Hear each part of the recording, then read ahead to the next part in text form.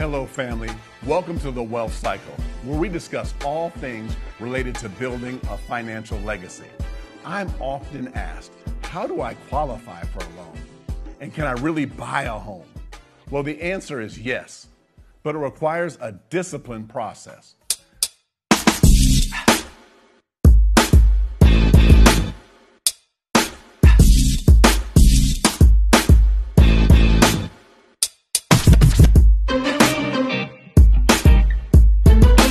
So here at the table with us, we have Krista. How you doing? I'm good. Good. We also have Diedrich. How are you doing? I'm good. How are you, sir? Good. So we're going to have this. And then also we have a very special installment today is that everybody, I have my twin sister, Jennifer, with us today. Hi, everybody. Good. So, hey, we're going to be talking about areas of real estate. And you know what I hear people saying, I want to get a home. And we want to make sure we go through the process and understand the journey and how we're doing. So I'm going to start right off with you, Krista, and everything like this. All right. So you bought a house, right? So can you tell us just a little bit about how you became a homeowner, like just the process, like kind of how you started and then just kind of how you went through? Yeah, I would say that it was a journey. I started in 2017, actually, working with a realtor, and that house process, it didn't really yield into a house. Right. And so I decided a couple of things. I needed to save more money, and I had to get ready. I didn't feel like I was really ready to be a homeowner in terms of the amount of funds I needed to have in the bank.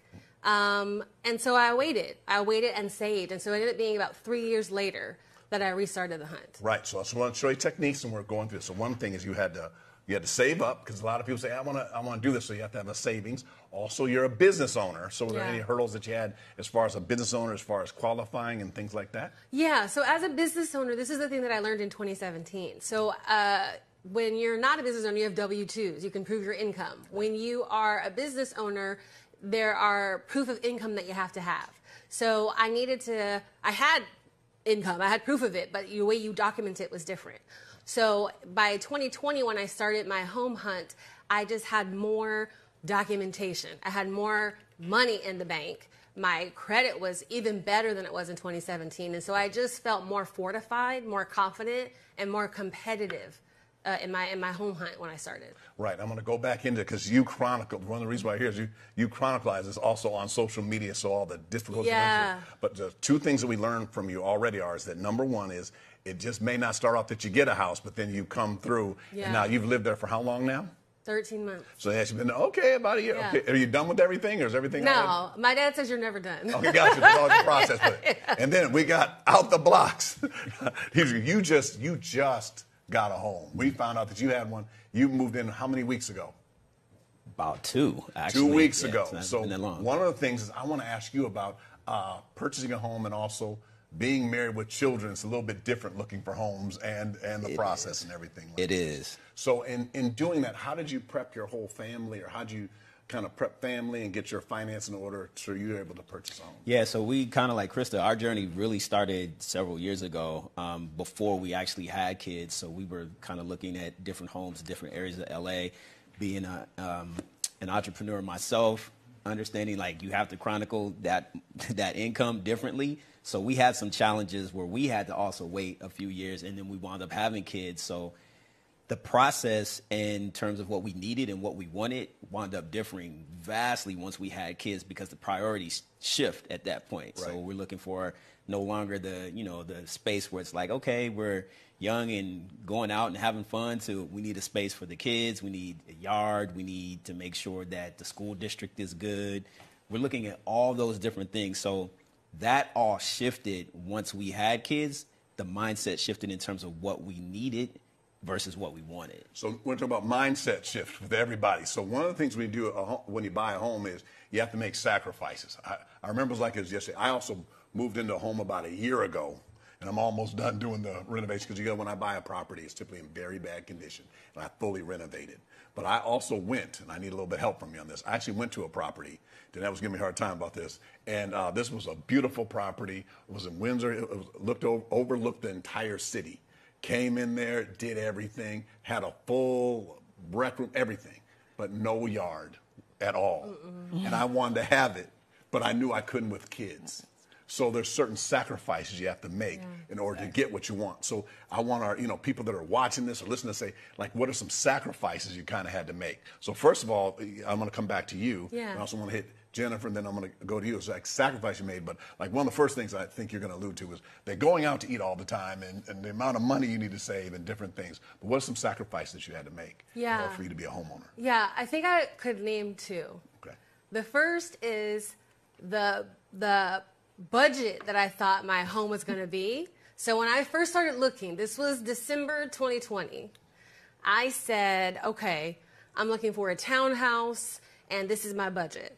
I ended up in a single family home that was $180,000 more than what I thought I was going to pay. Right. That was a big number. Right. But what I had to think about it, that's 180 roughly amortized over 30 years. So monthly it wasn't that much. But again, with mindset, when I saw that number, almost $200,000, I thought, I can't afford that. Right. That's such a huge number. That's way more than I thought I was going to get into buying a home. Right. But actually I could afford it. I was approved for well over what I actually purchased my home for. So that was one kind of sacrifice and mindset. And then the other one was location. Right. I loved the neighborhood I was living in. Yes. And I was trying to buy around that area, generally, but I knew I couldn't really afford it. And I don't mean mindset. I mean, literally, I didn't have an extra $1.4 million to get into that neighborhood. Yeah, but where you rent, more than likely. Exactly. Everybody, if you're watching this, you're not in Los Angeles. It's very hard to live where you're renting because you're renting. You know what I mean? In that area. Yeah. So what I did was, and luckily my background's urban planning, so I just know LA County, a map and neighborhoods in my brain. So it just meant as I was hunting, I continuously looked further south and more east than I was looking for initially. So my map kept expanding. Right. And so I think, that's one of the sacrifices. I knew what I wanted. Right. And so it just meant you had to be flexible. At first I was like, okay, definitely I'm looking at Inglewood. Then I was like, okay, Inglewood adjacent. Or maybe that means Hawthorne, Lawndale. Okay, I was outbid on like 7 properties. So I was like, okay, well, maybe I'm going to go further east and south. And then where I ended up was a neighborhood where I actually had worked for 3.5 years on the actual street. Wow. So it was really meant to be where I ended up. I knew the neighbors and I knew the neighborhood. But I think I only found that home that was meant for me because I gave up the restrictive idea about where I had to be. Right. I had to relax the map. Right, and so there's a couple things you learn from her. First of all, you leverage your knowledge. You said you worked in urban planning. Like sometimes if you're a school teacher, whatever area you work in, try to leverage the knowledge that you have there. Second is that you had to change we have to change our mindset when you become a real estate. You didn't spend $180,000 more. You invested $180,000 more. A condo is very nice. I own condos and I own single-family homes. A single-family home will appreciate in value more than a condo will, so that's how you learn that. So it's more of an investment. So she's gonna, you hear using all them financial terms, she's gonna amortize it out over a 30-year period. I feel better about it. I'm like, okay, but at the end of the day, she invested it. So then we're gonna reap. So you plant and then you reap, and then she's also in the community doing that, and she's making that neighborhood better. All right, doing that. So next we're going to go over sacrifices. Dietrich, and then Jen, any sacrifices you made when you purchased a home. Dietrich? I think I'm kind of like Krista. So the sacrifice originally was we were looking in Inglewood because we were staying in La Tierra Village at the time, so we wanted to stay within the area.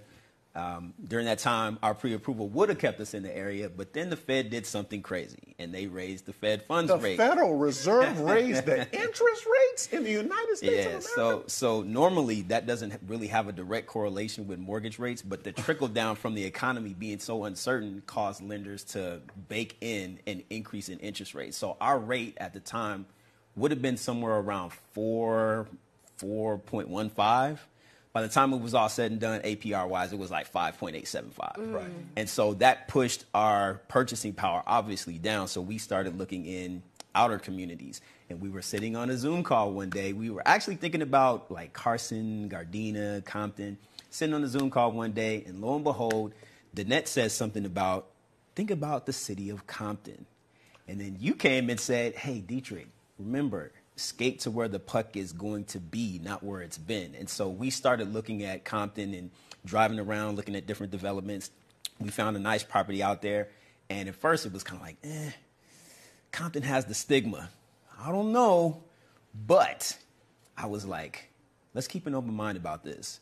This can give us an opportunity to get our foot in the game, and then once we build up that equity, we can either sell or lease, and then cash out, refi, and then go buy where we want to be Right. at. Gotcha. So you guys, obviously he went very fast. When he went over interest rates rising, that means there's less competitors in the market. That means we're skating to where the puck is that we're always buying, we're always looking. That you did, let me tell you some things you did, I think, Diedrich, that were very good. You kept looking. You stayed in the fight, and then you also take advice. I feel like I've been saying, buy Inglewood, buy Inglewood. I've been saying it for like 10 years when everybody's doing it. Now I'm like, buy anything. No, buy anything. but play your strengths. You know what I mean? Right. Like, okay, everybody says, well, Compton, but I just want to tell you something. Like, you're off of the one, you don't have to give it your exact house, but you're off of, there's a 110 freeway, there's a 105, there's freeways around 91. You. There's a way that, so you're doing that because you understand that before we go to Jen, is one of the things that we want to look at that. Whenever I'm buying a home, one of the first things I'm doing is, how am I going to rent this house right now or sell it for double the value? If I invest $1, I expect to make back, I used to say 3, now I'm kind of in the 2 range, but in doing it, so I expect to make that back. Right. Like in doing it. So one of the things, Jen, I want to ask you now a little bit about sacrifice you made when you bought your first property or when you bought your second property. The second property that I purchased, I actually got one that was a rundown building, older building that needed a lot of love, and it needed the community is a small boutique condominium association. There's 32 units in it, and just needed to get on the board and get everybody together and start pulling the property up. Gotcha. So it's in a great location. It's just an old building. Gotcha. But you see what she just said, and then that's lessons we always want to cover at the table and everything is this. So she bought a building, and then you guys, and Jennifer, it's okay to say it. I always say buy the ugliest house. I'm gonna go into that in a minute, but in doing it. But so she bought some of those run down. So then I'm gonna use the word undervalued because it's the same thing you use when you're buying stock. So here's the value of the home. It's undervalued. Then they have a horrible HOA. Now, you know what I mean? Like, so now we're looking at this. Look at all the properties that have horrible HOAs and different things. Then what did she do? She joined the HOA. Then she's going to tell you later on how she became president of the HOA. And then how she fixed everything up. Then people sent in proposals. They sent in pieces of paper to her that said it was hundreds of thousands of dollars. And she said, you know what? Then she called other people and found out how to get it much cheaper, got it fixed, and then what did it do? It raised the value. So she's starting to move towards that $2. So you start to move to get things going and doing that. So here, let me ask you a question. What advice would you give to someone if they're starting out and they're saying they either don't own a home, and then since she already said she owned her second property, because this family, then I'm gonna let you guys ask me a question of a question if you guys want to, and I'll give her the option and two about investing. But what advice would you give to someone if they're starting off right now and then before Diedrich, he's gonna give these complicated answers. Before Diedrich knows this, we have an inflationary environment. See, he tells all these financial stuff. We live in a higher interest rate, and there's also wars and rumors of wars going around. What advice would you give to somebody that was starting out, looking for their first property, and then I'm going to go back to they're getting their second property? Yeah, I would say it really does come down to the numbers. And this is something that I didn't know even in my second go of buying a home, right, 2017, 2020. When you look at, say, like a Redfin or, the real estate sites, and you see the home that you're looking at and it says the price, that price on the home, $500,000 or whatever the price, that's not all that you have to come up with, right? That price plus the closing costs. And I remember even in this last go around, I knew that there was, they were like, okay, and just budget around like 6% or so for the closing costs. It was just random. And I'm such a precise person. I wanted to know what is it? Because I didn't know that I have it in the bank. Right. I need to know the money. And so I just said, you know what? Whenever I find the house, I'm going to put an offer in so that I don't ever want to be at that last day of escrow and find out I don't have the money to close and I default and I lose the deposit and all the things. Yeah. I just want to have 15%, 10 to 15% in the bank so I can cover whatever closing costs and then all the repairs and extra stuff on top of it. I don't want to just be financially free when it comes to the house. So that's the advice I would give. Right. When you make your budget, know your numbers, the cost of the home, that includes like the down payment you need to have, and also your closing costs. And then you're going to have, your inspections costs. So guess what? When you buy a home and now you're in that 30-day or whatever your escrow window is, and you got to say, is this foundation good? Are there termites in this house? How's this roof?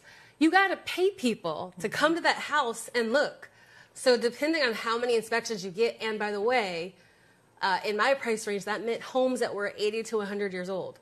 Yeah. So that meant I got like 4 or so inspections. That was maybe 1,500 out the gate before I even owned the house. Right. So it's just, you're putting money out before you own a home. So it really is make a budget and save. Right. It's savings, it's credit, and it's time. Right. So I'm going to go back to that, but I got other things. But back to that inspection thing. Is when you do inspections, they're like, what, $400 to $600, right? Depending, they're $400 for the home. Then if you buy units, they're $600, maybe $800, different things like that. That is not an expense. That is an investment. I use the appraisal. Not the appraisal, the inspection as my negotiating tool. Exactly. I'm like, this roof is already here. Listen, I need to take off. And then I use Yeah. an ungodly number. And then they'll tell me, Jordan, we can't send them to take off $50,000. This already. You know what I mean? I said, but just send it over. That's your tool to learn out. That's how you find out. That's like going to the doctor and getting a checkup. But then also the other point you said was know your numbers and everything like that. Yeah. That is very, very important. Okay? Deidre? So I would say for anybody who's out there looking to purchase that first home, is the biggest thing that I can tell you, and this is coming from me as a real estate agent, is just don't give up. Right. The process may take a little bit longer than most people, think, because they hear the stories, well, I close in 30 days, I close in 45 days. That's the closing. That's not the time it took them to actually find the house and go through, getting their credit ready and saving up money. And I think that's where a lot of people get discouraged at, because that's a lot of what I see from my clientele is they get discouraged when they see prices going up and interest rates going up, and they figure it's totally taking me out the market. Right. But don't give up and just stay having an open mind, because you may not get into the area that that you want to get into at first, but as long as you can get your foot into the game, that creates leverage. So now you have opportunities down the line when your property appreciates to go into those areas that you desire. And you may never, you might find out a place that you didn't desire. When you get there, you absolutely love it. So I would say just keep an open mind. The biggest thing that I tell my clients all the time, fall in love with the neighborhood, not necessarily the house.